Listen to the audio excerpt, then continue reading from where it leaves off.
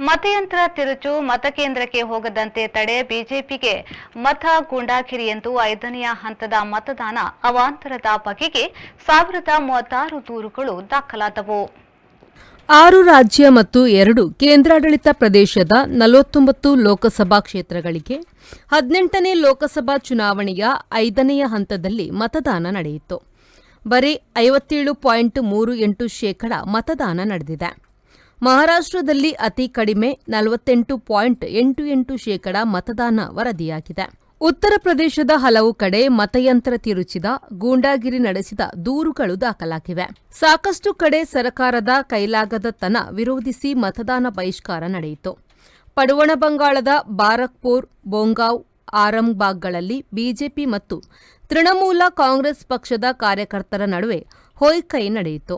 ಮುಖ್ಯವಾಗಿ ದೋಷಯುಕ್ತ ಮತಯಂತ್ರಗಳನ್ನು ಪೂರೈಸಿದ್ದನ್ನು ಟಿಎಂಸಿ ಪ್ರಶ್ನಿಸಿದೆ. ಒಡಿಶಾದ ವಿಧಾನಸಭಾ ಚುನಾವಣೆಗೆ ಒದಗಿಸಿದ ಬಹಳಷ್ಟು ಮತಯಂತ್ರಗಳು ದೋಷ ಹೊಂದಿದ್ವು. ಕೆಲವು ಕೆಲಸ ಮಾಡಲಿಲ್ಲ.